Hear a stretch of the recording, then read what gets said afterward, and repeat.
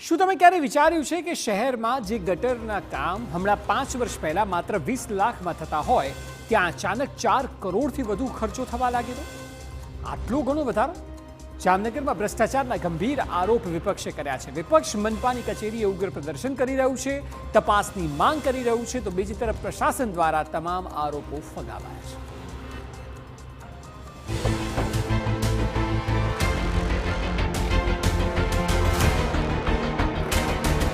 સામાન્ય રીતે કોઈ પણ શહેરના વિકાસ માટે સૌથી જરૂરી હોય છે મૂળભૂત સુવિધાઓ.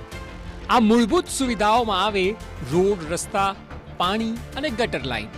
જો આ સુવિધાઓ ન મળે તો લોકોનું જીવન જ જાણે કે થંભી જાય, કારણ કે આ તમામ સુવિધાઓ અત્યંત પાયાની માનવામાં આવે છે.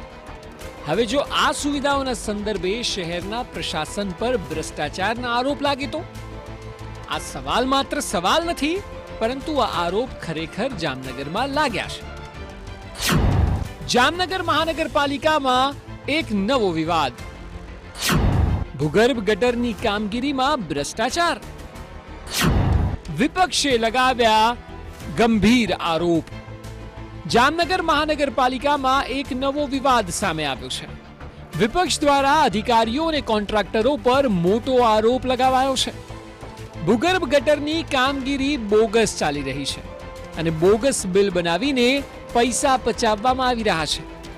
અનેક વિસ્તારમાંથી ભૂગર્ભ ગટરની દરરોજ 170 ફરિયાદો આવે છે, ત્યારે કોન્ટ્રાક્ટરો બિલમાં 2 ગણી ફરિયાદ બતાવે છે. ગટરની કામગીરીના નામે અધિકારીઓ ગ્રાન્ટ મેળવે છે અને કોન્ટ્રાક્ટર સાથે મિલીભગતથી નાણાં પોતાના ખિસ્સામાં નાખી દે છે.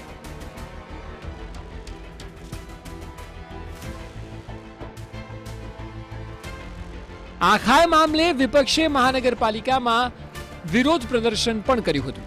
સ્ટેન્ડિંગ કમિટીની બેઠક મળે તે પહેલા જ કોંગ્રેસ દ્વારા પ્લે કાર્ડ સાથે વિરોધ નોંધાવવામાં આવ્યો હતો. મહાનગરપાલિકાના શાસકો વિવિધ યોજનામાં ભ્રષ્ટાચાર કરતા હોવાનો આક્ષેપ પણ સતત થઈ રહ્યો છે.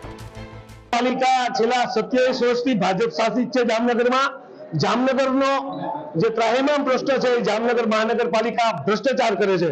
જામનગર મહાનગરપાલિકાની એક પણ કચેરી એવી નથી કે જ્યાં હાલમાં ભ્રષ્ટાચારનું એપી સેન્ટર ના બની હોય.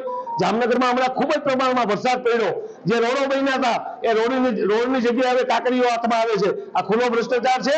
તળાવની પાળમાં પણ અમે આની પહેલા પણ કીધું કે ખૂબ મોટા પ્રમાણમાં ભ્રષ્ટાચાર થયો છે. આજે પણ એ ભ્રષ્ટાચાર આ લોકોની આંખ નીચે ચાલુ છે. જામનગરની આરોગ્ય શાખા હોય, જામનગરનો ઓવરબ્રિજ બનતો હોય, જામનગરનો કચરાનો પ્રશ્ન હોય, જે જામનગરની જનતાના મુખ્ય પ્રશ્ન છે, એમાં ભાજપે ભ્રષ્ટાચારમાં ક્યાંય પાછું વળી નથી જોયું. આજે પણ જે જામનગર મહાનગરપાલિકાની સ્ટેન્ડિંગ કમિટી હોય છે, ત્યાં ચેરમેન પણ પહેલા ભાજપની સંકલન મિટિંગમાં કેટલું ભાજપને દેવું અને કેટલું પ્રજાને દેવું એ નક્કી કરીને સ્ટેન્ડિંગમાં આવતા હોય, ત્યારે આ સ્ટેન્ડિંગ કમિટી, હું કહું છું કે આ ભાજપની સ્ટેન્ડિંગ કમિટી ભ્રષ્ટાચારની સ્ટેન્ડિંગ કમિટી છે. વિપક્ષનું તો ત્યાં સુધી કહેવું છે કે જો યોગ્ય તપાસ કરવામાં આવે તો કોઈ મોટું કૌભાંડ બહાર આવી શકે છે, કારણ કે 5 વર્ષ પહેલા ગટરની કામગીરી માત્ર 20 લાખ રૂપિયામાં થતી હતી.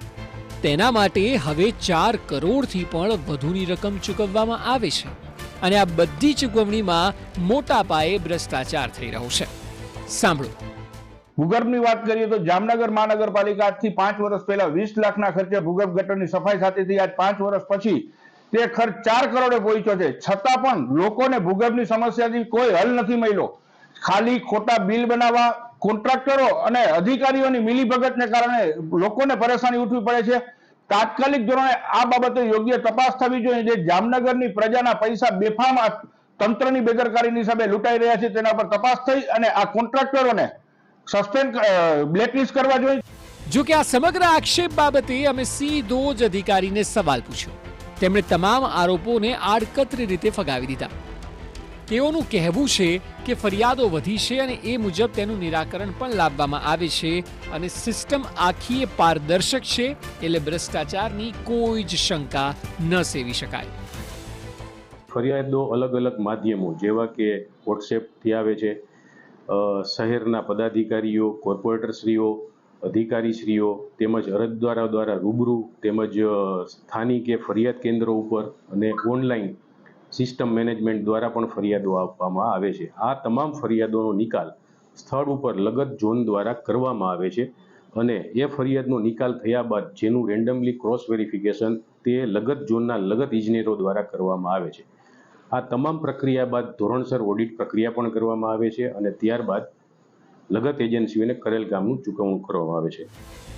બંને પક્ષે આરોપ અને સામે પ્રત્યારોપ જબરદસ્ત થઈ રહ્યો છે, ત્યારે અનેક સવાલો ઉડીને આંખે વળગે તેવા છે. સવાલ એ છે કે ગટરની કામગીરી પર અધધ ખર્ચ કેમ કરવામાં આવી રહ્યો છે? શું ખરેખર જામનગર મહાનગરપાલિકામાં ભ્રષ્ટાચાર થઈ રહ્યો છે?